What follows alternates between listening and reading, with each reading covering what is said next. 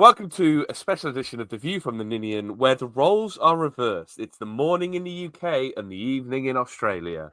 Ben, are you awake? No, I'm dead inside and dead on the outside this morning. Tom, are you awake? I am, and I've been for a while. So there we go.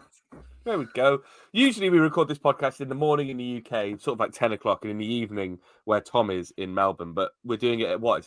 10 to 8 in the morning at the moment. So if we are looking puffy-eyed and bleary-eyed in the UK, that'll be why. But we had to fit it in. There's a lot to talk about ahead of Saturday's game against Swansea. So no rest of the wicket, Ben. Let's start with Sheffield United in the Cup. That seemed like a long time ago now. It almost was a week ago last Thursday. A 1-0 win against Sheffield United away in the FA Cup third round. We'll keep it light on this one. There was a lot of changes to the team, Ben, but it was a good performance, wasn't it? Yeah, I thought we played really well. A lot of youth players coming in and around the squad as well. Like I said, a lot of changes like you'd expect for that round in the Cup. But it was really nice to see us keep that sort of confidence wing going and, again, keep the sort of same style again. It wasn't pretty. Sheffield United sort of dominated a lot of the ball, but we were really effective. And we fully deserved that win, which is nice. It's not something you normally say when we've gone to Bramall Lane before. It's one of those just sort of Cup results that they didn't really want it. I think as happy as we were that we won it, I think Chris Wilder will be that they lost, given the state of their injuries and where they are in the league. But I'm going to take that. I'm all up for a Cup run. Yeah, Tom, I mean, Wilder shuffled his pack, but it was still a relatively strong team. They had people like Ryan Brewster playing. They had Reece Norrington-Davies coming back into the team. They had Alfie Gilchrist on loan from Chelsea playing. And likewise with us, it was a relatively strong team, wasn't it? Even though the likes of people, we saw Will Fish coming in to play for the first time in seems like forever, which was nice to see. Capaccio in at right back, which we all know what he can do. And NG in the middle with Rolls. It was an interesting lineup, wasn't it? Yeah, it was interesting on both sides. Like you touched on their experienced players there, but the fact is, like Norrington-Davies has been out for what feels like an eternity.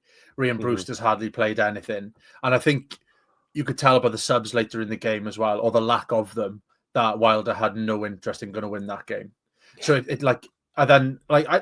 one of the first times ever as well, we kind of predicted what would happen on this podcast. Decent analysis where we kind of went both teams will kind of change it about, but the players we'll bring in have had game time, have been on the bench for us a few times, and that's exactly what happened. The players that came in knew the system. They've played enough football this year that they could slot in. And from start to finish in that game, we were the better team. And as soon as we went ahead in that game, it didn't look like Sheffield United were going to come back. It's one of the most comfortable performances we've seen. And I know it's not a tough place to go when there's only 6,000 people there and it's an FA Cup game they don't care about. But to go up to Sheffield and win in what was quite difficult conditions, like weather-wise as well, on an odd time, it's not to be sniffed at, really. And that could be really valuable game time for players. And introducing youngsters as well into the first team setup for the first time as well. It could be really valuable come the end of the season when, we might be dwindling on numbers a little bit. The attendance stuff sort of pissed me off a bit. I think, especially Nathan Blake had a couple of pops and stuff. And that's it. He used to play for him, didn't he? And it's just I don't get why he's having a pop at them when he's working for the corporation that have made it a stupid kickoff time on a stupid day. I think if you're playing that at 3 o'clock on a Saturday, like it's a game that should be played at 3 o'clock on a Saturday, especially in the third round of the FA Cup, I reckon you probably double that attendance from both sides. Yeah. I think we get more than 800 and they bring a few more in. It's just a terrible time to play a game of football. If someone's not working locally to the stadium, then in Sheffield, it's a really difficult time for them to get there and sort of get there for kickoff because it's not quarter to 8. It is bang on 7. It's just ridiculous why they did it again. And for anyone to have a pop, I think it's bullshit. It's easy to mock and stuff, but I think circumstances wise, I think both sides it's not that horrific of an attendance. No, I think 7 p.m. on a Thursday is the worst kickoff time I've heard in a long time. Because if you like you say, if you're working nearby. Like the ground didn't open till 6 o'clock, so usually the ground opens 2 hours before, but because it was so early, it didn't open till 6 o'clock. If you finish work at 5, you might have to get home first and then get to the game. And if it's on TV, then what's the point? In reality, it's the start of January. It's been an expensive end of year with Christmas and everything else, and the tickets weren't cheap. I think they were still 25-30 quid. So it's not exactly like they've made it an incentive to go to the game. I honestly think everyone, they should have boycotted it really for that move for the kickoff time. Just to say, put two fingers up to them, really, because it just shafts the fans once again. I don't think the fans deserve any kind of criticism for not going to the game. Was anyone actually clamoring for that to be on TV? It's not one of those ones. It was on BBC Wales, wasn't it? So it wasn't even on national BBC. Yeah, it's not like it's a game that I sort of looked at and gone, oh, I'd love to see that, watch that on TV of all the third round cup games. It's like I'm a Cardiff fan, and it was bottom of my list, to be honest. Like everyone else's. Tom, you were going to say something then? I think as well, like as football fans, this is where we should be pointing the finger at the authorities, exactly. not laughing at each other other fans. On Twitter. I hate this kind of like, we have more fans than you. We fill a higher percentage of our ground on this shit. At the end of the day, we all want the same thing. We want to go and watch a football and enjoy it with our mates and stuff like that. And the more they move it to these times, the less we can do that. So instead of just like, I know we've got a packed agenda and shouldn't be going off on tangents of this, but like, it's a time where like we should be like boycotting or coming together and just pointing this out as being an absolute farce. Because like if they keep doing this, it's unsustainable. Like you've got no chance as a Cardiff fan getting there. And like you've got pretty much no chance unless you work within 100 meters of the ground. Because it's not exactly in that easy a place in Sheffield to get to. It's not like it's right by the city centre train station. It was a joke all round. But there we go. And I will not be accepting Wrexham fans using it as a stick to beat with either. And that's like, I understand that. I think Wrexham played there, was it last season, the season before? It was like a 5 o'clock kickoff on a Saturday when it was their first big cup draw. I think Sheffield United were the Premier League team at that point, maybe even a top of the Championship team. It was their really big cup draw. Of course, you're going to make an effort to go. I will not accept it when it's a Thursday night at 7 o'clock and we're playing a team we've already played this season. It was like 2 weeks ago, in fact. It's just stupid. Let's talk about Kean Ashford, Ben. Obviously, he was one of the names that kind of consistent in the starting lineup over Christmas. He was really good against Sheffield United, wasn't he? He's really coming into his own at the moment. He's just proven. He's really stuck two fingers up to anyone that sort of suggested, including us, that he probably should go on loan. There's no doubt. I think what I would say is the loan talk was sensible when he wasn't playing football, because he does need to play football. When he's not playing every week, the loan talk made sense because he needs to go and get games. But you're right now that he has like his two fingers up us. Yeah, I think, to be honest, it's hindsight's a wonderful thing, but I think if we'd looked and played him a bit more earlier on, perhaps we'd have picked up a few more points. He's been we've been crying out for someone to be direct, get shots off, and sort of just have a go. And that's exactly what he's come in and done. And he's just been a sensation. He's been absolutely superb, and I'm delighted for him. It's really nice to see a player come through the youth setup, which, like Danny Gavin said on Twitter this morning, it's not an easy place to come. It's not an easy route to get through, and the club's not the easiest club to succeed at. So fair play to him doing it, because he's doing a wicked job. And to be honest, like you look at the way he's playing, he can't be far off a Wales call-up now.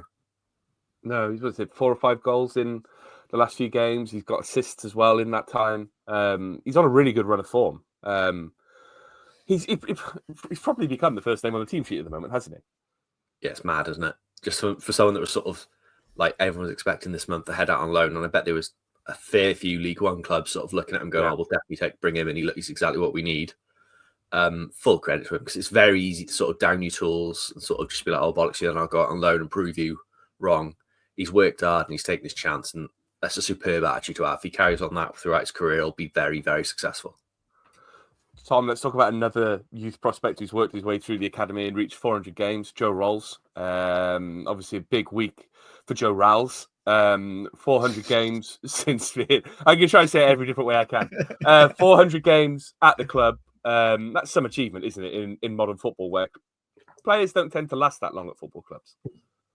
Yeah, and especially at a club like ours, where we have so many like distinct periods of time, and he kind of just arches over them all. And he's just one of those like low-key club legends, isn't he? Because he's not brash, he's not loud, he doesn't do that many like spectacular things, but he's just always there, and he's the ultimate professional, and he's consistent performer, and he's just a nice bloke as well. So there's so many rare things about him. It's like the longevity in one club, being a genuinely decent human being. And he's just, you can see that he's really enjoying himself at the moment. You can see in like when he's spoken to like the media team and stuff like that, he's enjoying being with this young group of players that are coming through. And he's the ideal person to have there, who's been through tumultuous times with this club, and to stay like that professional when everything around you is an absolute shambles is absolute credit to the man. And I hope that in years to come we look back on him and celebrate him like we have with other club legends, because he totally deserves it. He really does. Congratulations, Joe Rolls, however you want to say it. 400 games at Cardiff City. It's also quite interesting that he made his debut before the red kit stuff happened. If you look around, there's not actually that many photos of him in a red kit. He's managed to avoid being kind of sullied with the red kit era as well, which makes him even more legendary in my book. Go on, Ben. Looks like you're going to say something. Oh, he was the loan and stuff with Luton and stuff. It's mad to think he's never actually played lower than championship level. Like, I think injury record wise at the moment that's showing. Because I think everyone would want him to have more than 400 appearances. He's like 5 or 6 off breaking that top 10 now. Yeah. Which would be a hell of an achievement. But yeah, I think he's one of the most underrated players in club history. I think there's a lot of people that don't realise the work he does and just how good he is for this club. And yeah, I'm desperate for him to sign a new contract and stick around and extend it more because this must be his testimonial year now, surely. He signed, we're beyond testimonial year because he made his debut in 2011-2012 season. It's 24-25, so he's 12, 13 years. But obviously with the testimonial, it's not like something you put yourself forward for. You need a committee to nominate yourself and all that kind of stuff. I imagine that he'll have his testimonial when it's time for him to leave. I don't think he'll have it while he's still at the club, if that makes sense. Or when he's still planning to be at the club. Saying he's earned it sort of thing. It just shows how long it's... It might be the last player that ever does that for us, which is a crazy thing to think about in this like the modern football. Well, that's it, isn't it? Footballers just don't stick around that long anymore. When you look at, we've had in recent years, we've had people like Peter Whittingham, who obviously stuck around for quite a long time. Kevin McNaughton, who was here for quite a long time, but Rolls is and Morrison, Sean Morrison, obviously was here 7-8 years. But I think Rolls is the last person who'll do it. Really, I don't. The way we get through players at the moment, and players signing even 3-year contracts feels like a long time. Like Callum O'Dowda and a few players from that season, Brynner Motta will have been here for sort of 3-4 years, and that feels like a long time in the current state of the football club, which is so transient at the moment. We'll touch on it. Tom, we were rewarded for our heroics at Sheffield United with a fantastic cup draw. Last tie out of the hat. Sheffield United, Stoke away. Is that bad? At first, I was absolutely livid because I set an alarm for like 4 a.m. and I was like, I want to see this. I want to watch the draw. I love the draw more than I love football. Draws are the best. Until that happens, and you're just like, oh, for fuck's sake, of course. It's the one that people joke about getting as well. Everyone joked about it as well. There were so many people on Twitter. We had, I think, 2 or 3 people mentioned it to me being like, we'll get Stoke. Watch it now. We'll get Stoke. I'm like, I genuinely was like, it's the fact it's away as well. It's just like, you can't even go like, oh, it's an easy one for the squad just to pop up, turn up, play some youngsters, go home. And it's just, I was absolutely tamping about it. But now I've kind of come a little bit full circle. It's kind of like, oh, win it. Only 2 games from Wembley. And it's like, we played well at Stoke and we should have got a better result earlier in the season. And as much as we don't want to play them, they won't want to play us either. So it's kind of a toss of a coin, really, who will win that game. And if it comes our way, then suddenly you're eyeing up cup runs. You're one decent draw from being right in the mix. So I've come around to it a little bit, thinking, I'd rather that than, I don't know. Well, the last 6 teams in the draw, which sums up our luck, really, was Man City, Leyton Orient versus Derby, which we now know is Leyton Orient, Doncaster, Stoke, us, and then Crystal Palace. And at that point, we were only ever going to get Stoke, weren't we? Yeah. It's like we were like a shit magnet when it comes in like that sort of thing in draws. It's mental. Like it happened in the last round as well. It happened in the last round. I think there was 6 teams left. And it was like Ipswich, us, Stoke, maybe even Palace again, a couple of other like League 2, Exeter, something like that, League 1 teams. And then we got the Championship team. So but it is what it is. But it's better than being tonked like 3 or 4-0 at home to Man City, though. I think. Yeah. Because I think out of the bigger sides, as much as they're going through a little bit of a tough patch, they're still, like, they play us, they hammer us. It's what, like, look what they did to Salford. They're the types of games they absolutely waltz through. So at least we've got a chance, I reckon, with this one. You say that. I was all for sticking the knife into Guardiola a bit more. That bloke's clearly one day away from like a proper full-on breakdown, like his career and everything just falling apart. We did it to Leeds. We could do it to Man City as well. Just picture it. That would be so funny. It'd be fucking amazing. Did you see him last night? Obviously, they drew 2-2 with Brentford, and he was having a proper go at Ortega, their goalkeeper. It was beautiful. Beautiful. Imagine anyway, he loses his head and roundhouse kicks Bartley. Like, just picture it. Heritage. This is football heritage. Talking about football heritage, last night 1-1 draw against Watford. Obviously, the most recent championship game. Watford, we played them relatively recently, Ben. We played them in the aftermath of Christmas, beat them. You know, Watford at home, it goes either way, really, but a 1-1 draw was what happened in the end. How many strikers is too many, Ben? When you looked at that bench yesterday, we had 3 strikers on the bench, Kanga, Mate, your boy Atete. Too many, in my opinion. Get rid of one of them. 4, wasn't it? That youth player was Pierce. Oh, Luke Pierce as well. Yeah, Pierce to strike as well. I forgot about him. Too many. It was, but you haven't got faith in any of them to score, have you? I've got more faith in Pierce than I have any of the others, frankly. Yeah, and the fact we're looking at that going, we still need one more. Well, we could have put Simic on the bench as well. Probably shows that 4 isn't enough. It's a worry, isn't it? We had 4 strikers on the bench, and we've got our best number 10 playing as a false 9 because we've got no one with confidence that's going to put the ball in the back of the net.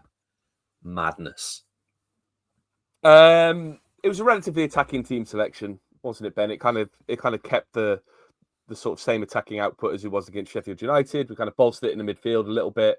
But it was I'm relatively happy with that team. If that's the team that starts on Saturday, maybe a few, Callum Robinson's probably going to come back in. But if that's the team that starts on Saturday, it's a pretty good starting lineup, isn't it? It's not bad, but I'm just not convinced by his false 9 setup. Oh, no, absolutely not. I'm not doing it out in necessity. If we could have a proper striker, I think it was times where if we had someone in the box, and it's not Colwell's fault. Colwell's not a bloke that can play with his back to goal. He needs to be facing the goal, sort of getting the ball forward, and that's where he does his best stuff.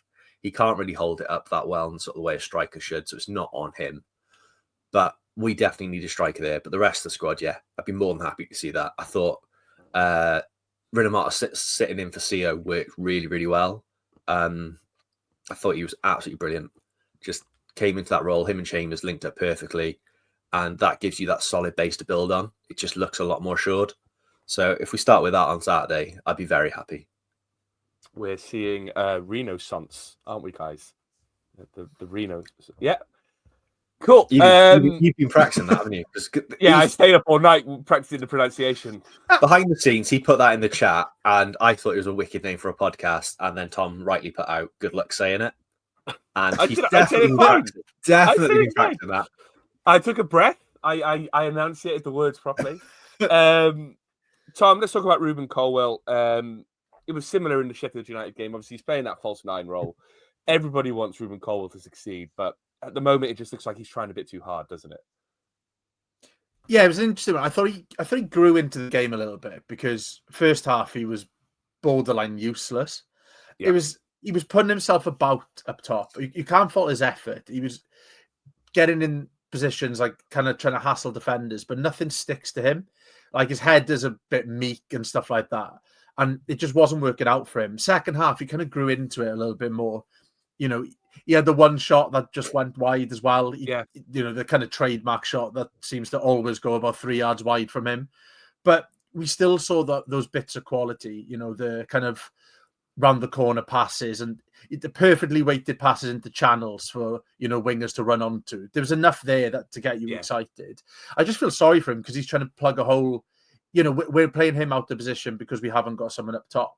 Like you were mentioned earlier on, we've got so many strikers on the bench, but it feels like we're putting them all there and we want to kind of mold one attribute from each of them to try and form one striker because we haven't got one who's completely capable. And at the moment, it feels like he's the one suffering in that squad where we're trying to use him to plug gaps. But to be honest, by the end of the game, I thought it was a half-decent performance for him. But if you'd asked me after 45 minutes, I would have been tempted to take him off and change it up. But, what better game to, get him back in the swing of things than the Jacks on the weekend. That's one that he might get up for. And I wouldn't put it past him unlocking some absolute pile driver from 40 yards. I mean, Ben, Tom touched upon it there. If you'd asked me after the first half, I think that kind of summed it up for the game, really, wasn't it? The first half was not much happened, did it? It was a game of football that was played. I think that's the only way they could describe that first half. Neither side particularly looked great. We just about edged it, I'd say, but there weren't a lot in it. And yeah, I think that Colwell wasn't the only player that was sort of not quite on song in that first half, but it stands out more when he's your main attacking threat. And it's just decision making from him. I feel like he doesn't know what to do instinctively at times. He thinks about it too much. And takes an extra touch and kind of puts himself off. Yeah, and that second you take that extra touch, you take that extra second to decide what you're going to do, you close down and you've lost the ball. And that happened quite a bit to him. And he's not the only player that does it. There's quite a few players in our squad that sort of, especially when they're low on confidence, aren't sort of there. I think Willock's starting to get rid of that now. He's starting to get out of that habit because he's starting to build up more form. But yeah, it was just a first half with just no real chances, was there? I feel like it was just a feeling out process, I think, at best is the way to describe that. Tom, despite all that, Perry NG managed to get in the heads of everybody. I think it carried on into the second half, but he just seemed to. There was a time. There was 3 or 4 players around him and the referee talking to the referee about what NG was doing, and they were pointing to the 4th official as if to say, "Can he sort it out?" or something like that. I don't know what was going on. It was nice to see NG back, and it was nice to see him doing that kind of shithousery in the right situations, wasn't it? Sometimes, as we've said previously this season, he chases it and it doesn't work out for him, but he seemed to get into the heads at the right moments yesterday, didn't he? It did feel that way, but I must admit, I was really worried when they were there for that length of time. I was a bit worried as well. Yeah, because the captains come over, like Sissoko, trying to like break it up there. They're having a real conversation. They're pointing out the 4th official, and you can see the referees communicating as well and reading out the number of NG as if they were going to check something. And I thought he must have said something completely out of turn. And I was panicking a little bit, but I think it was just the Watford players trying to get under his skin and trying to break up the game a little bit. But you never know with NG because he is a bit of a lunatic. But I think you are right. In that game, it did seem to be that he was doing it in the right ways because we were starting to cause him a bit of problems, like around set pieces. And we had a couple of really close ones, really. We were dropping it right on the keeper, and the likes of NG were really rattling those defenders. And I thought we were going to get something from it. It didn't quite work out that way. But, you know, it's nice to see that kind of bit of tenacity from some of our players again, because I think that's what we've lacked. And even the likes of Darland as well, I think he's putting himself about a little bit more in the last couple of games. He's looking a bit stronger in challenges. There's still the odd moment as well. But if NG is set in the kind of tempo, it's good for the rest of the team as well. Ben, you know, despite the first half being as boring as it was, it felt like the second half was mainly all us. Is it frustrating then that we only ended up scoring 1 goal? Yeah, and that's probably like we'll come up. Well, I know we're going to talk about the goal in a minute, and that's sort of one issue. But I think the biggest issue for me is it's a couple of games now we're coming away from it going, we created a fair bit, we just didn't tuck it away, or we had moments there where we should have done better. That final ball just wasn't there, and that's going to cost us more points than any goal we give away. I think like if we can put a goal to bed, put that game to bed, make it 2-0, it's Watford. Especially yesterday, Watford were never scoring 2. We could have thrown we could throw 1 in and they still wouldn't have scored another one. And we need to get better at that. There's players there. I think Tanner had one where he's through on goal and he needs to square it to Robertson, and that's a comfortable goal. There was chances so many times with those set pieces we were dropping it on the keeper. We just needed that. Whether it was there was that one off the line, wasn't there? Which it was 2 or 3 that actually were very close to being cleared off the line. One that was right on the line. Somebody that flashed past the post. It's annoying, isn't it, Ben? Yeah, you just need that bit of luck or just that bit more composure in front of goal to get there. And we're just not doing that at the moment. I think that is going to be our biggest issue, I think, going for the next few weeks. Like, goals and mistakes happen. Like, we're going to concede, but we need to score more. And without Robinson at the moment, it doesn't look like anyone's too confident, but apart from Ashford, it doesn't look like any other players that confident about scoring in front of goal. No. Talking about Keane Ashford, Tom, he scored a lovely goal, didn't he? Yeah, he can finish, can't he?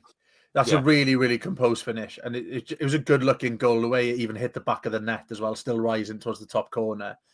But, like, we're on about Colwell lacking that instinctiveness at times. Ashford seems to have got it. He gets into those positions, he turns, he shoots. He's an absolute pain in the ass as well.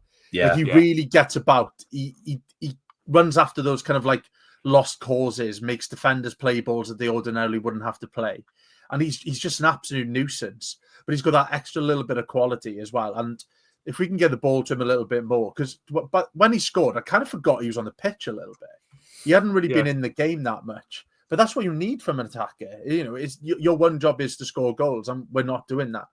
Because we're playing all right. To be honest with you, like we're treading water a little bit at the moment. Like if we'd lost any of the last 3 or 4 games, it would have been disastrous, really. But these draws are kind of treading water. Even ahead above water a little bit, aren't we? Yeah, a little bit. But if Ashford keeps, scoring 1 or 2 of those every 3 or 4 games, then we might be all right. He's a real positive out of the last couple of weeks. Ben, is it annoying that we then didn't kick on from there? We've already talked about the amount of chances we had, but we've seen it in so many games recently. We score that 1 goal and we just hope that it's enough, really, than using our firepower and using our players to go and score a second goal. Yeah, I think it's killer instinct, isn't it? I think you look at those top teams, they push on and really work hard to get that next goal and finish teams off. We seem delighted because I think it must be just a confidence thing. Because like you look at throughout the season, there were so many games where we just couldn't get that goal. We bemoaned it for so long that we just couldn't score. It feels like we're so relieved that we finally got one that we take our foot off the gas a little bit. And I think it was telling the fact that after we scored, we probably created fewer chances. Yeah. Because Watford still didn't create much. It wasn't like there was a huge change in their setup or anything from them. It was we sort of stepped off a little bit. We got that 1 goal and we were just relieved with that. Every player just needs to sort of have a bit more of that killer instinct and play that quicker ball, sort of just a bit more quality, a bit more composure, and more will come. But it is telling that, this game is 100% 2 points dropped. And I think if we'd picked up a win here, the relief and sort of the pressure eases off a bit on Saturday. And you sort of, you're 3 points clear of the relegation zone. You're sort of looking up again and you're on a bit of a decent run. At the moment, it's a bit like, it feels more disheartening that we managed to drop points in that game because it was our own undoing as well. Tom, obviously they scored. We could talk about their goal, talk about whose mistake it was. It was a calamity of errors. Someone should have just cleared the ball at some point, but instead we're not kicking it out far enough. It's worrying then, isn't it? That obviously they scored. We immediately make those defensive substitutions. And despite dominating the game, if you look at the stats, we had 3 times as many shots as them, dominated the passing, we dominated the kind of XG. They dominated the XG, but we dominated the kind of passing and all the ball, basically. But by the end of the game, it looked like we were clinging on for dear life, didn't it? Yeah, I think that's coming from the bench, right? I think that's just the bad game management. Yeah, because at the moment, like when we scored that first goal, I immediately looked at the clock and went, "There's too much time left," because we knew what was coming. We were going to sit back. Like we said that Watford weren't going to score 2. They weren't going to score 1. No. If we hadn't scored, they wouldn't have scored either. It would have stayed 0-0 because they seem to be quite happy with the way that they set up to take a point. But they changed the way they played as soon as we scored, and they look more attacking. If I was a Watford fan, I'd be frustrated. But as a Cardiff fan, I'm frustrated because we did sit off. And to be honest with you, that was the only decent chance they had all game. And like we were the better side. We may not have dominated XG and stuff like that, but we did create more chances. But even when they do score, then Rees has got to react and not make those substitutions because you could see like it wasn't like Watford equalised and they sat back. They ran into the goal to pick up the ball because they smelt blood because they knew that we'd sat off and we were getting nervy. And we need that to stop. We need to move away from that. We don't need to come across like we're nervy in the last few minutes. But it's Stoke, it's Coventry twice, and it's Watford now in very recent weeks where we've done this. And other clubs will know that going into the games that if they're in it with 10 minutes to go, then we're there to be we're susceptible. Yeah, exactly. We're there to be got at. So we need to kind of shake this tag sooner rather than later for our own kind of well-being, but so other clubs don't come sniffing around in the last 15 minutes of games. Yeah, so it does feel like 2 points dropped. We're out of the relegation zone by the skin of our teeth. Blackburn are playing tonight against Portsmouth. I think Portsmouth have a couple of games in hand. We'll talk about Saturday in a bit, but let's go to Twitter now. Twitter.com/VFT Ninian. Gareth Dunning, Not sure where Sia was against Watford, but presuming he's available, he'll come straight back in. Who's playing right back? Seems hard to drop Reno. NG, however, did have a much better game and gave some edge back. It's a good problem to have. Sia, I think, was out with illness last night. I mean, going against the game against Swansea, they've got quick wingers and people like Ronald McDonald. So maybe it'll be Reno at right back to cope with the pace, but it is a good problem to have because all of a sudden we've got options there at right back where it was just NG, and it was NG who was playing badly earlier in the season. James Leighton, Chambers has been a revelation in midfield. Subs by Reeser at the end were dreadful. He was bringing Bagan on to see out the game. As soon as we concede, he can't bring him on, especially not for Ashford, really poor. Ben, we haven't really talked about Chambers, but Potmob gave him man of the match yesterday. He was involved with, I think, most chances created, potentially. He was involved with most passes, most touches on the ball. He was a bit shaky at the back, but he gives us something else in midfield, doesn't he? Just composure on the ball. I think when we signed him, the one thing we spoke about was how good he can be on the ball. And clearly it didn't really happen for him in defence with the way we were playing. It didn't suit him getting on the ball there. But in playing the centre DM role, sort of for that holding role, sort of getting on the ball, a bit more time, pick a pass and just sort of get forward with it. He's been brilliant. I mean, he even had the most audacious sort of half volley against Watford that I think I can remember. It was straight down the keeper's throat, but just the fact he had a go, I was all for it. He's really found his role in that squad now. He's found a part and he's sort of become what he sort of needs. I feel like he needs to be in himself as a key member of that team. And that's exactly what he is in this new sixth role. Simon Keane says good performance, but is it all about the second goal in an uncompromising league? Stephen Will says, why do Cardiff insist on keeping Cardiffing? Di Richards, shout out Las Vegas, says we're all Blackburn fans right now. This one might be for you, Ben. Brandon Arthur asks, Royal Rumble predictions. Oh, now we're talking.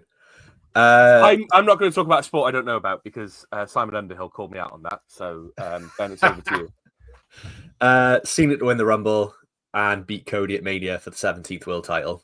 All for it, all here for it. And then CM Punk to do something outrageous and quit. Is Cena retiring? Have I read that right? So yeah, this is his last Rumble. It's his last year, so everything's his last. Yeah, he's come back. One last really, really dodgy T-shirt. One last view of that bald spot. And yeah, last Rumble. Tom, does that mean anything to you? No, despite me having a signed Kurt Angle T-shirt behind me, I could not give a fuck. I must admit. I tried to get into it for a bit. I do see the enjoyment in it, but I've got enough other real sports in my life to keep up with without wrestling, really. It's real to me, damn it.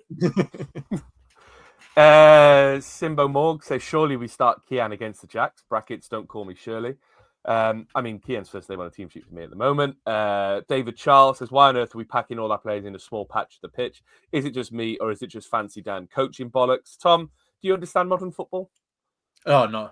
I don't even begin to try now. Like I said before, I don't know if people are left-footed, right-footed, what number they wear. I don't know what boots they got and things like that. I don't begin to try and work out what the hell's going on. But when you do watch those games, when they do pack them into one corner of the field, off goal kicks and stuff, I still don't quite get the benefit of that at times. Surely spreading out helps, but this is why I've never got into coaching. I play a very low standard of Sunday league sometimes, and trying to predict where the keeper is going to kick the ball is almost impossible. Is it because at that level the keeper is going to kick the ball into that area, so there's no room for error? Is that what it is, Tom?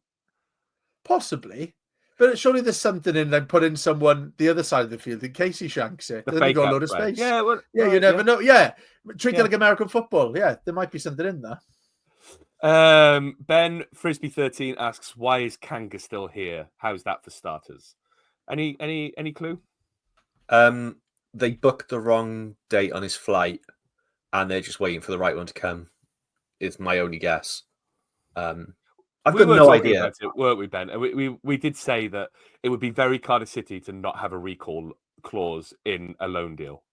Yeah, every club puts them in, especially sort of bigger ones like that, in case they don't work out, because we're paying a hefty wage for him. Clubs to sort of have a bit of security from both sides, put a clause in to say, look, if this isn't working out, or if he's doing too well and we want him back, there's a recall clause. Let's be honest, Hertha Berlin right now aren't going to activate that and could bring him back because of the success of his loan. But it would be very us to go, oh, don't worry about that. We're sure he's going to be fine, and sort of seal the deal that way. And yeah, we'd be stuck with him for the rest of the year. which the longer it goes is the more I'm genuinely worried that is the case. Because there's no point in being here. I know on the bench yesterday. Yeah, and I know he's bought those. He's paid someone a favour to do those graphics, but just what's the point? He ain't going to do anything. If you look at Joe Rolls' 400 photo, where he's got his nice shirt that says Rattles 400 on the back, he's in that photo. But we were in the chat last night talking about the shocking strikers we've had over the years, and there might be a feature in the next week or so where Play Your Cards Right makes a return.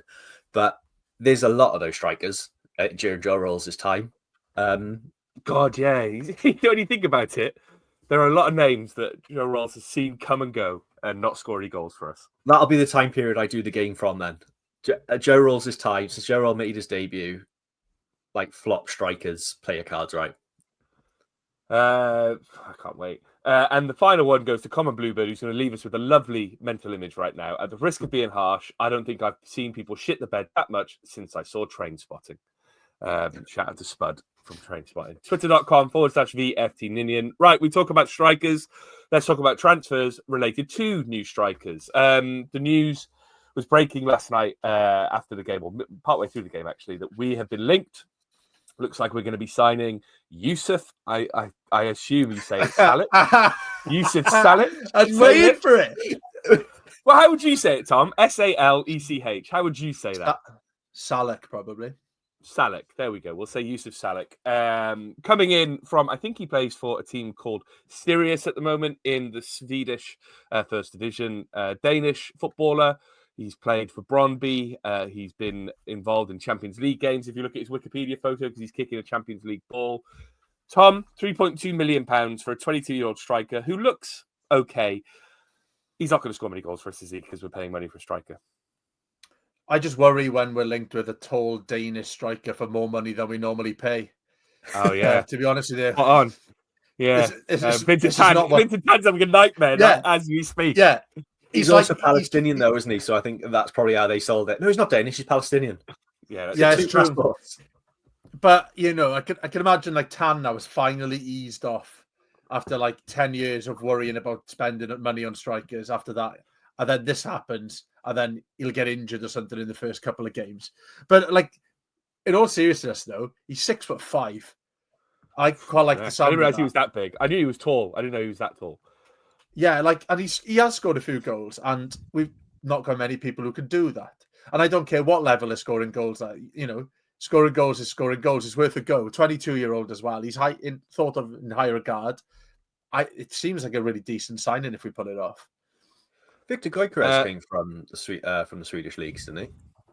Yeah, I think so. He was, and that worked out all right. So there's clearly a bit of talent. There's a lot of scouts saying there's a lot of talent in that league, striker-wise. Like, it's not the first time I've seen sort of people say the Swedish league's probably the one to look at. So it makes sense now. I can't wait to say this backfired and he's terrible, but that's what I just feel is going to happen. But yeah, I saw someone put there was a tweet that someone posted out about I think it was when Brighton was signing Gyökeres, and it said the first reply was 6 goals over the last couple of seasons. Yeah, this one's going to work out, lads. And obviously it didn't work out for Brighton. He didn't really play that much for Brighton, but now, I mean, he's gone on to bigger and better things. I you know, Tom, you're right about the kind of Danishness. Vincent Tan is probably going to sign the contract and his pen's going to get stuck. Like Dartitis, he's like, I can't sign it. I can't do it. I can't pay money for another Danish striker. But on the surface, it does look like a good signing. I think if you look at his record from the last year of the Swedish league, it was 11 goals in 27 games. I think there's a bit of a pause in the middle, but 22-23, he scored sort of a goal every other game in whatever league he was in then. When he was in the under-19s, he was scoring 16 goals in 18 games. So his record suggests it could be a good signing. And Ben, would you rather us at this stage go for a slightly unknown prospect, really, than go for someone who's probably a bit more expensive and a bit more proven? I think if you want guaranteed goals, you need to pay big money. We can't pay big money, so part of it is we've got to take that gamble. It's got to be an educated gamble. We've got to really use our scouting department, and worryingly, our scouting department for strikers is poor unless we bring them in on loan and we sort of get a fluke with like Sorry Cabba. But I'm avoiding the YouTube compilations. I'm just going to judge him when he's here because YouTube's lied to me too many times now. I can't do it anymore. So I'm just going to sit back and see where it goes. You can see why he's been signed. The record looks all right. I think he's just got to get a clean set and give him a fair crack of the whip because it can't be any worse. The other thing is it can't be any worse than what we've currently got. Well, no, exactly. And if we can bring him, well, I'm just thinking of Mick McCarthy now. Oh, it can. It can. Oh, it can.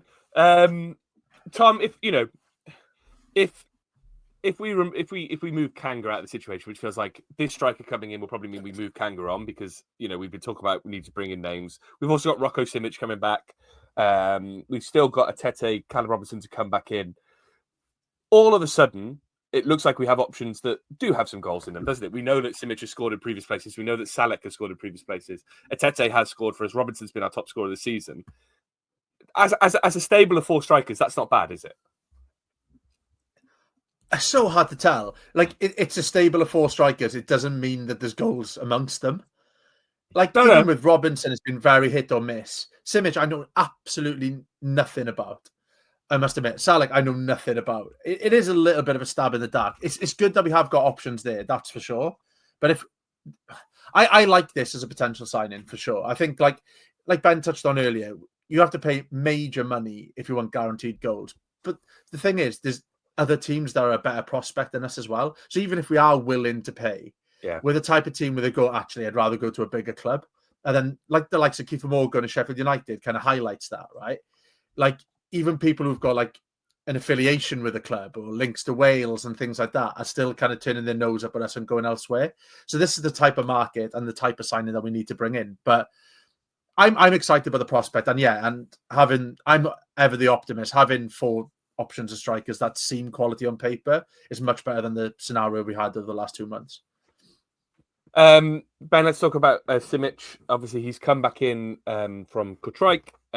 Barely played for Kortrijk if you look at his Wikipedia. Has been injured, had his troubles. There was some rumblings of him not being particularly committed in training while he was in Belgium, all this kind of stuff. What's your take on him for the second half of the season? Obviously, hasn't played much football in the first half of the season. We probably need to manage his injuries if his injuries were that bad, depending on the reports you believe.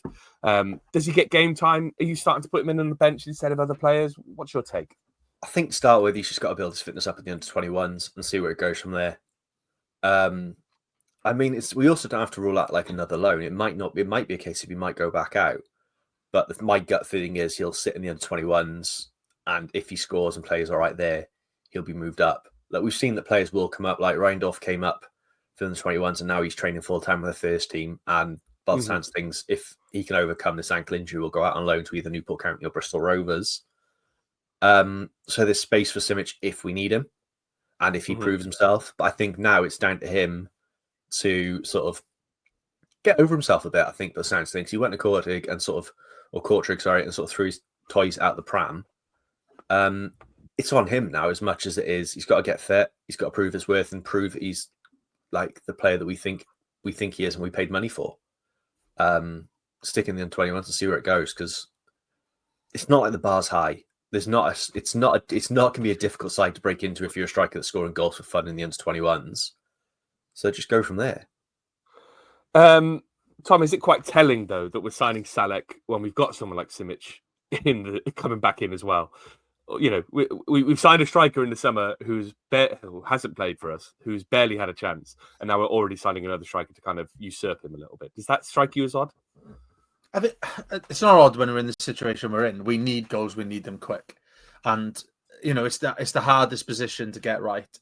We can't afford to wait around and hope he gets over injuries. We need goals now, so it makes sense to bring them in. And if they both turn out to be fantastic strikers, then fantastic. We'll have 2 good strikers who can score goals. You know, there's no harm in that, is there? So, and it's not like we're shelling off 15 million or anything like that. It's still fairly decent business. But yeah, we can't afford to send Simic out on loan at the moment because of the position we're in. If we were floating around 12th or 13th, then maybe. But, you know, we've got to kind of keep as many decent, potentially decent players close to our squad at the moment because something needs to change going forward to make sure that we keep our championship status. I assume this money's come from the McGuinness money, which is why we're able to spend it. So that's probably good business. Let's talk about Joel Colwell, Ben. Joel Colwell, one of the other kind of moves that we've seen this window, had a fantastic first half of the season at Cheltenham. Obviously, there was talk of him coming back, talk of him being recalled from his loan to loan elsewhere. Obviously, he's now gone to Exeter. Was there a brief little part of you that thought, why not keep him around? Or are we still too stacked in midfield for him to get game time? I think the one area we sort of have is a lot of people in is that sort of start. If he was more of like a defensive midfielder, another CDM, I could see the idea of keeping him around, but he's not going to get ahead of Robertson or Rolls. And then you've got Cole that can go in there as well. He's just not that player there. So I think it's much better for him to go out, play League One, and see how he does there. Because it's a decent jump from League One, from League Two to League One. It's a new club. Exeter seem to be like in an all right position. It'll be really interesting to see how he gets on. It's sort of like a really nice move for him from that. If he can break into that team and do well there, then next year there's no reason he can't break into to our first team. But for his development, it made so much sense for him to try at a higher level and go from there, because he was clearly dominating League Two, far too good for that team. It's a shame for Cheltenham. I think it probably cocks up their season a little bit, but they've got other issues within their social media team to deal with. But yeah, good on him. I think he'll do really well there. And yeah, hopefully next year it'll pay this low move will pay big benefits for us next year. I was just looking at his, I know he'd been really good at the start of the season, but in 28 appearances for Cheltenham at the start of the season, he scored 9 goals and had 3 assists, which is insane, really, for someone who, until that point, hadn't really played men's football. And obviously been involved in reserves, he played a couple of appearances for Cardiff, but for a consistent run in your first kind of loan spell away from Cardiff City, that's a good record, isn't it, Tom? Yeah, fantastic. Like, that's all you can hope for. That's where the loan market works for clubs like us. And it works for teams like Cheltenham as well. Like, it's the dream scenario from sending a young player out, getting game time, scoring goals, and coming back and sent out at a higher level. Perfect progression, because we've seen it not work in the past. The likes of Tanner going to York and things like that. Like, some clubs, it just doesn't fit. Like, just because you play at a higher level doesn't mean that you're going to tear it up 2 divisions down. So, yeah, as loan signings go, it's the ideal scenario for us. Other loan signings, Raheem Conte, I think, is returned back to the club after his spell at York. Not York, was it Woking or wherever he was? Woking, yeah. And he can't go anywhere else because we played him in the end of the EFL Cup. So, yeah. He'll be sticking around. Malachi Fagan, Walcott, I think it's all bit we might have discussed this. He's gone to York. Any other transfers, Ben, that you've seen interest you? No? No, nothing really. Wayne Hennessy randomly going back to Nottingham Forest was out of the blue. Well, I think they want to reward him with a league winners medal, don't they? After all that kind of good time, they were second in the league, which is mental when you think about it. I think they drew last night, didn't they? Sorry, my favorite thing about the Hennessy thing was people jokingly calling out for Fabrizio Romano for not announcing it. So I missed this one, didn't you? So I loved it.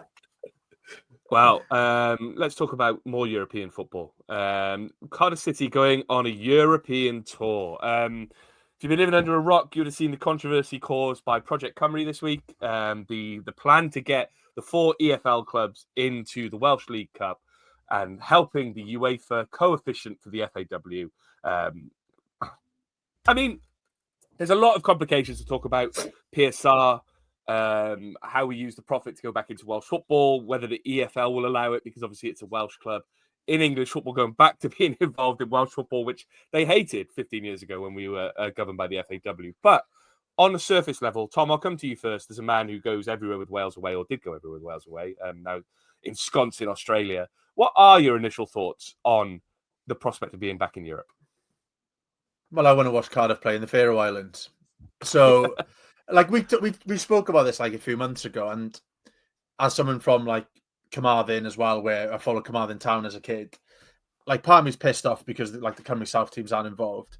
But then we had the FAW Premier Cup back in the day that not everyone was involved in, and that I loved that as a youngster, seeing the likes of like Cardiff, Swansea, Wrexham coming down to Carmarthen and playing against those teams, and it's really good for the development of those clubs. And the more I think about it, the more I like the idea, because we're more likely to, be in the FA Trophy than we are going to qualify for Europe through the English setup. So from a Cardiff point of view, if we want to be involved in European football, then it's a no-brainer, really. And if it does bring in money for clubs in Wales, then great. And if it improves the coefficient, great. But at the moment, I don't see us winning that tournament anyway. I think we'd end up losing to Swansea or Wrexham or even TNS or Penabont at the moment. But like, there's so many things to iron out here. Like the big if is the English FA, like giving this the green light. I just can't see that happening. No, Mooney seems confident, but he has to. That's his job. He's big on the PR and stuff like that. But as an idea, I wouldn't mind seeing it play out. It'd be an interesting one to see if, like you say, if it did go ahead, if it doesn't work, is there a way of rolling back? Or are the English FA then telling us to fuck off? Like, there's no way you're qualifying through us again. It'd be really interesting to see the finer details on this. But I am a little bit split, but I'm warm into it the more I read into it. Ben, what's your thoughts? I can see both sides. I think someone that's sort of involved with grassroots football in Wales, we need a lot more funding.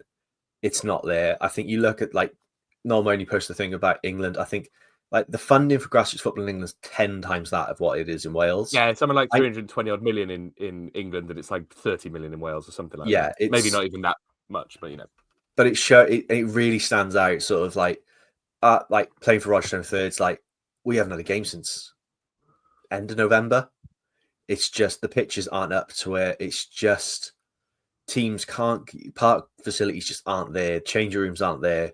Like speaking to the ladies teams on Sunday when they played, the opposition team, they've been to places they haven't had they haven't had change rooms. They've had to get changed in cars. Yeah, it's not right. It's not where it needs to be for such a wealthy country, such a country with such a history in football.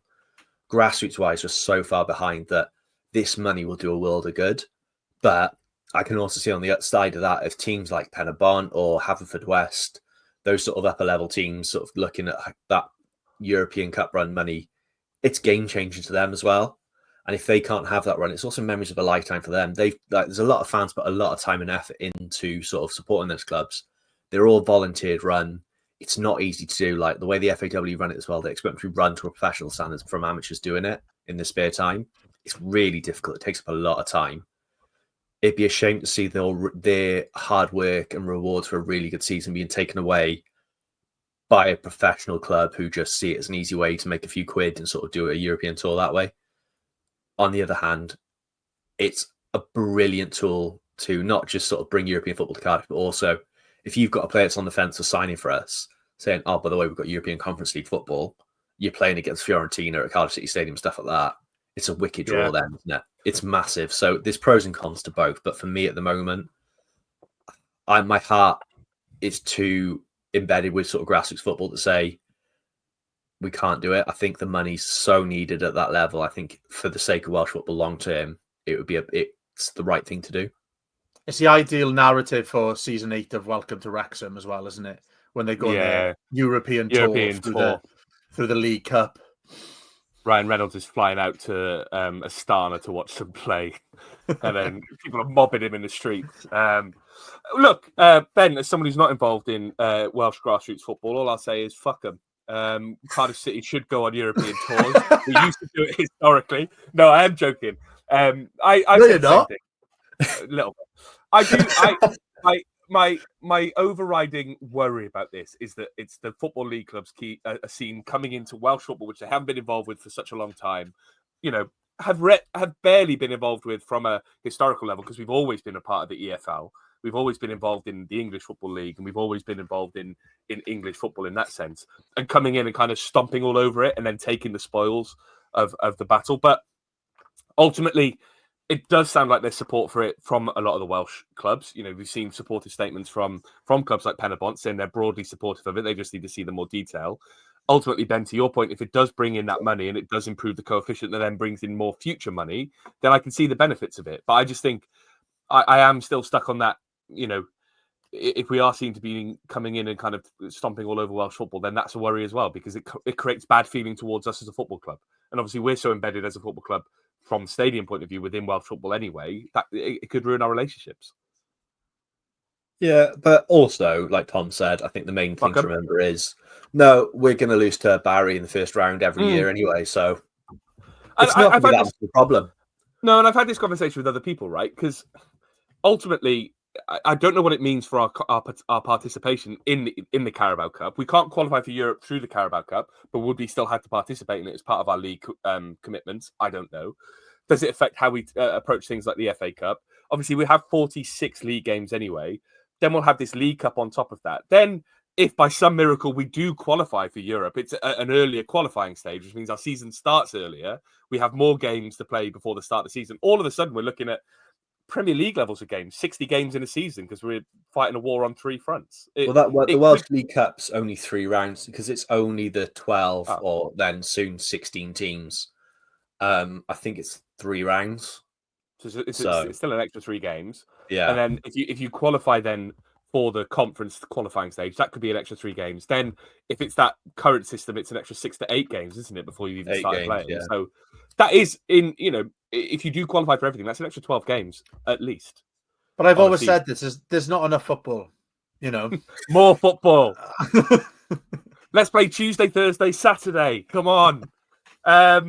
Tom, one of the things we can all enjoy from this, and I've seen the Swansea fans, which is quite funny in the run-up to obviously Saturday's game, Swansea fans saying, I want to get excited for the derby on Saturday, but every time I see a tweet, we're fighting a battle together against the English on this side of things, because the English clubs, Tom, have been incredibly rustled by this. Have you enjoyed that?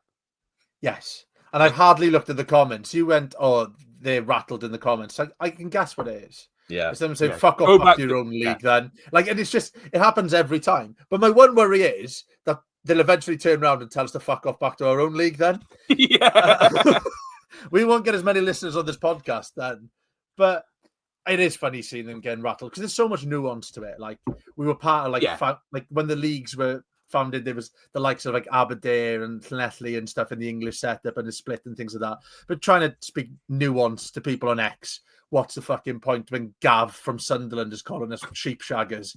So Gav UFC, go back to your own league. But I am really interested to see how this plays out, and it is funny, just absolutely rustling people on social media. It does remind me, though, of the mid-2000s when obviously we were in the Championship for the first time and we were still governed by the FAW. And I think basically whenever we wanted an appeal to go our way, I think it happened with Darren Pearce a couple of times. He'd been sent off. Yeah. We would just call it the FAW. They'd go, oh, you want an appeal, is it, boys? Yeah, fine, no worries with us. We did take the piss for that. We did take There were a few. We were going, there's no way it's getting overturned. And then Bryn from the FAW, aye, lads, don't worry, I'll submit a letter and just, don't worry. I got you. It happened all the time. And even when we got, I look back on it, even when we got to the FA Cup final, the FA Cup final in 2008, there were question marks over our qualification for Europe then, because the FA had to have an extraordinary board meeting to ratify our approval that if we won the FA Cup, we would go to, we would be able to play in Europe. So it's never been straightforward before. So why not make it straightforward now? Ben, if you were a betting man, are we going to be playing in the Welsh League Cup? What was it, next season they've said potentially, or the season after? Season after, I think, isn't it? No, I think you're right. The the FA will say not a chance. All right, Tom. No, I don't think we will. I'd like it, but no. Right, we'll just have to do it the old-fashioned way. EFL Cup, we'll have to win that to get qualified for Europe. See you there, 26-27, boys. We're going to be winning the EFL Cup. Right! Swansea. It's Saturday. It's the derby. It's the home derby after we drew 1-1 at the Vetchfield earlier in the season. Ben, there is a lot going on with this game, isn't there? Protests, the game itself, Swansea. That's it, really. Ben, let's start with the protests. Obviously, there's been a bit of noise over the last couple of days in regard to the protests, starting at the Admiral Napier at 11 o'clock, marching to the ground. What's your general thoughts on this? We've talked about it previously. Now it's a bit closer. It's a couple of days away. How successful do you think this protest is going to be? How many people do you think are going to be there? All that stuff, really. Think of some questions in your head and answer them. I think there'll be a few thousand there. I think how much of a difference that's going to make depends on what publicity it gets and how engaged the media gets with it and the story picks up. My gut feeling is they'll sort of brush it under the carpet like they've done with other protests. Mm-hmm. Admittedly, I don't think the other protests they've done previously have sort of been this well organised and had this much sort of hype around them. They've done leaflets. Yeah, they're fucking bad leaflets as well. I mean, there's a lot of issues I've got with this protest and we'll come on to it, but I think my biggest one is the fact they use Comic Sans bold on a fucking leaflet is just unforgivable. Just who thought that was a good idea, lads? And that's why I won't be going to the protest, says Ben Price. Graphic design is my passion. And fucking just bad. Whoever did that on Canva needs to be shot. The QR code very low down. Listen, I'd like to make clear that the view from the Ninian line isn't that protesters should be shot. People should be allowed to protest. To show no. Protesters are fine. But then that could be, as a PR man, I've got to sit here and worry about the headlines that could come from that comment. So let me just make that clear. Protesters are fine in our book. Protests are fine. Graphic designers who put QR codes on the bleed line aren't.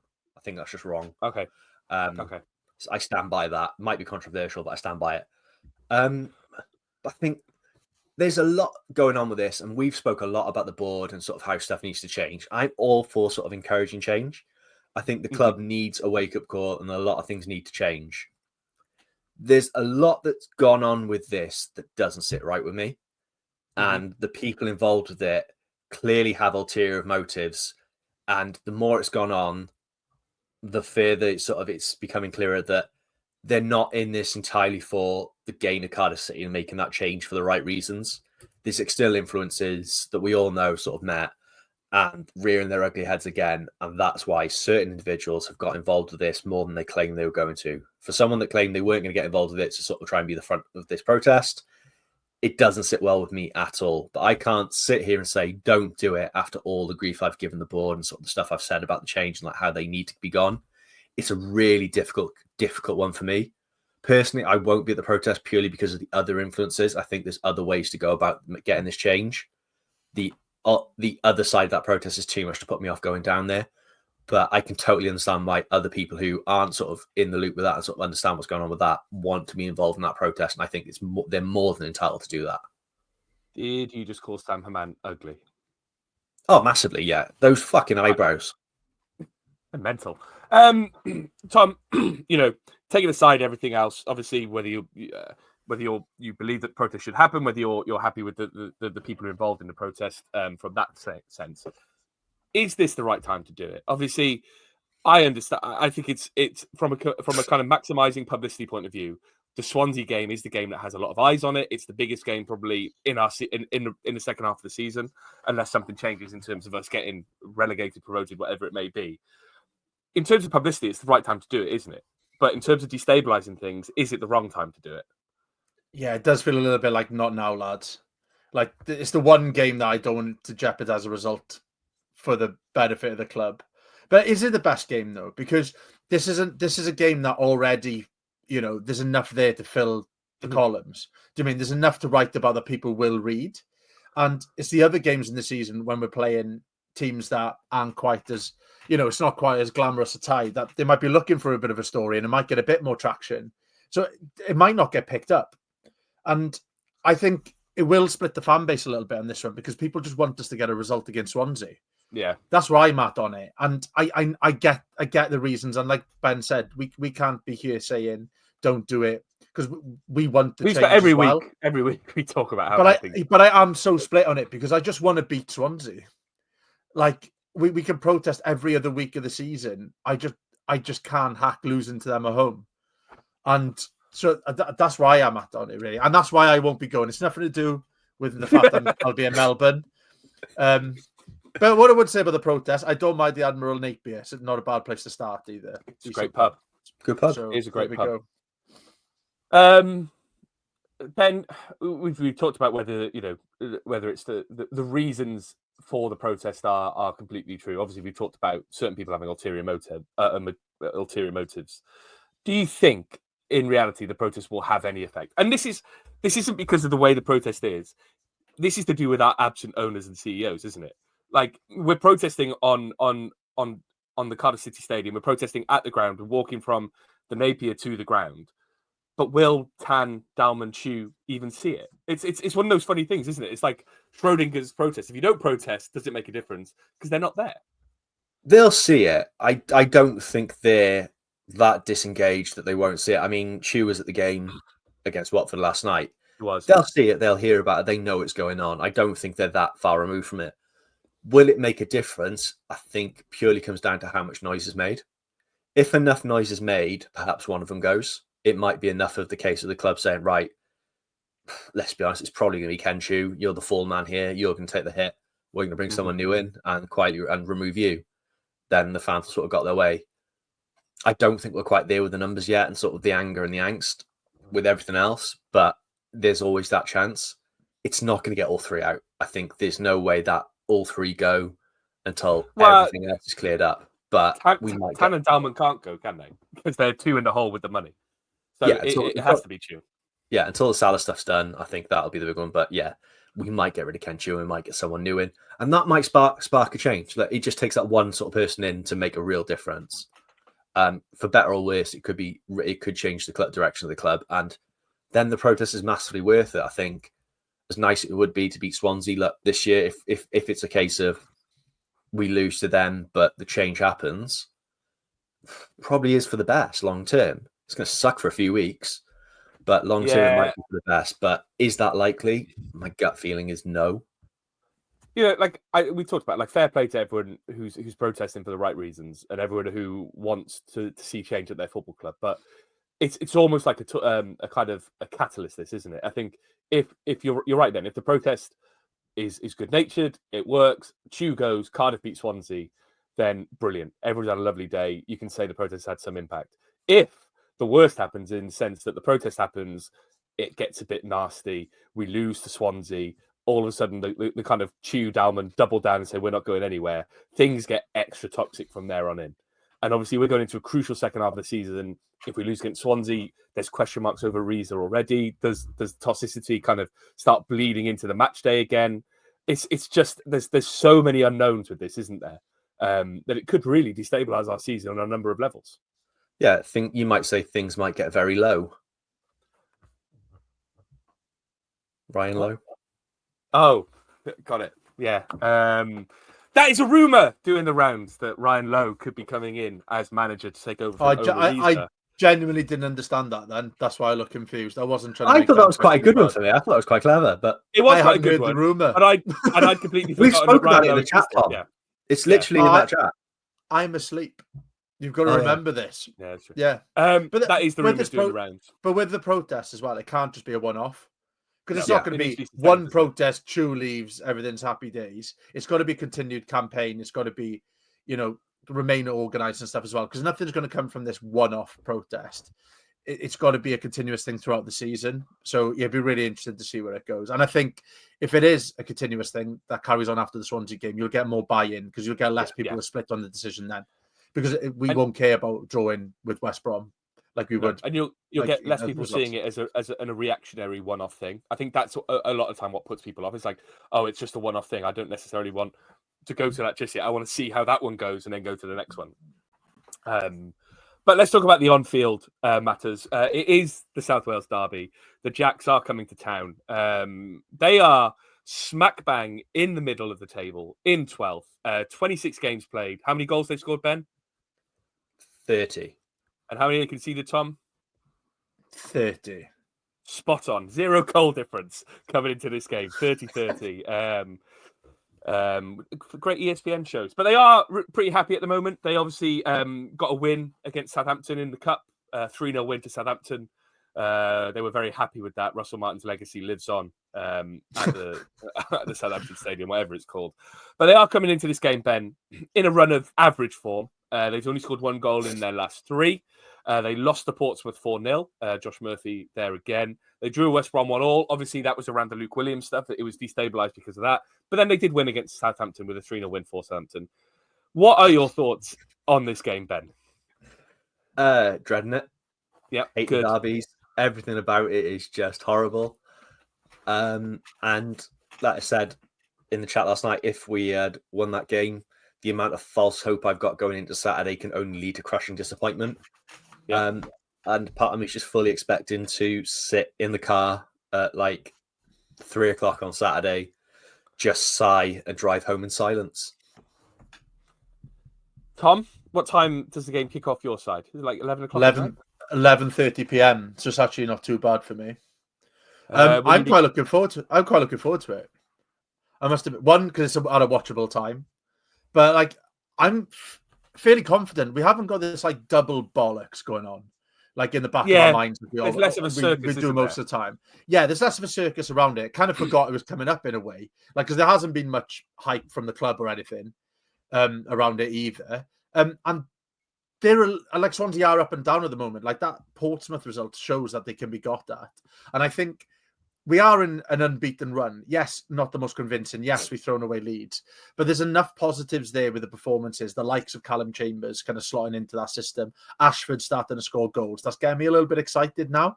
And like if we do lose it, I won't be as gutted as I would have been in like previous years. But if we do win this game, you look at that run and it suddenly becomes a positive run then. It's not just we've dropped points. We're unbeaten in 5 or 6 games with a derby win at the end of it. And we start to put a gap between us and the teams below us and with the early kickoff. So it puts a bit of pressure on. So to be honest, this is the game that we've got to get up for. And I think we will. I'm just quite confident going into it. No, I don't think we're going to absolutely batter them, but I've got enough belief there that they're not going into this as cocky as they have been in the past, despite them being considerably above us in the league. Yeah. And that gives me a little bit of confidence. Yeah, I think if you look at their last couple of performances, if you look at what's happened with Luke Williams in terms of like these, him being linked with West Brom, there's more of a, in terms of on the field matters, there's more worry about them at the moment than there is about us. I think we've turned a bit of a corner. We're not as bad as we were at the start of the season. They had turned a corner. But now with the Luke Williams stuff, they've kind of dropped off a little bit. It could well be that they're not playing as well as they were. The kind of annoyance at Luke Williams kind of indulging the West Brom stuff could bleed into the way they play. And if we go 1-0 up early, their fans could get really unhappy and understand. And that's what we need, isn't it, Ben? We don't need what we've done in previous years, which is start this game slowly, be kind of chasing our tail. We need to come, as we've done in recent games at Watford away and other places, come out the blocks early and get that early goal to kind of take the game to them. Yeah, our biggest undoing in these games in the past has been starting poorly. Within 4 or 5 minutes, we're 1-0 down and chasing our tail. It happened this year. Like they scored first. Pressure was all on us then to try and find that way through and get an equaliser. We've really got to take to them for that first 10 minutes. Not do anything stupid. Don't throw a football in someone's face. 11 men on the pitch, create chances, and find a way to stop Matt Graham's from turning into Prime Pirlo again. Because average every other game, but bloke turns up for this derby and we've got it for once. I'm just looking at the fixtures now. Like after this, apart from Leeds, it's like we're on a decent run.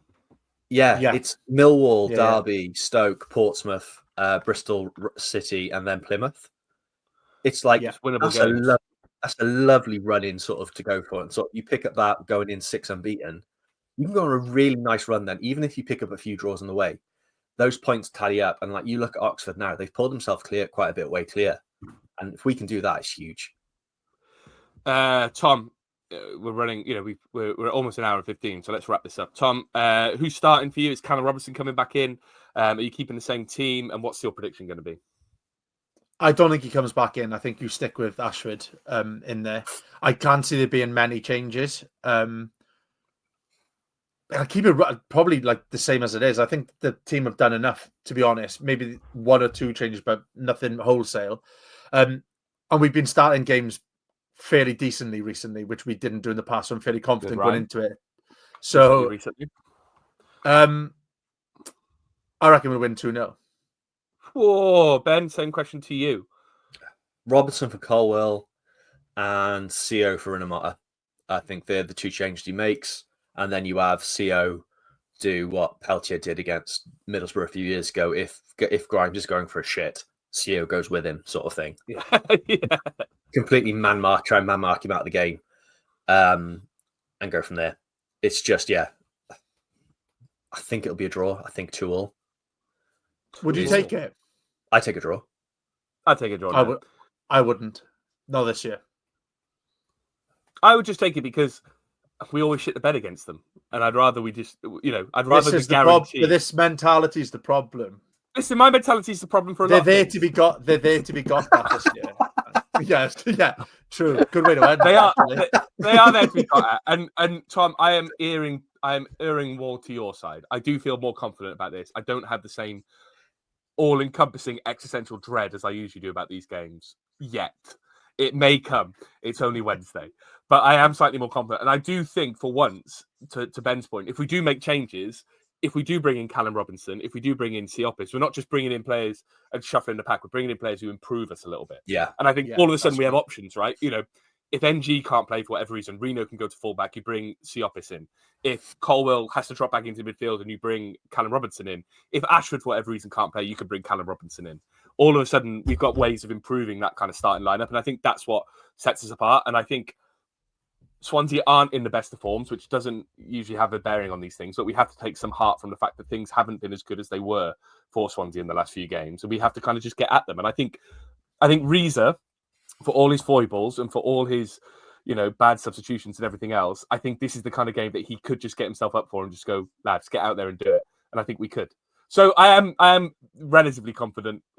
Play this back to me on Sunday when we've somehow managed to lose again. I don't know, but I think we're going to get a draw. I think we'll probably win, and I'm confident of that.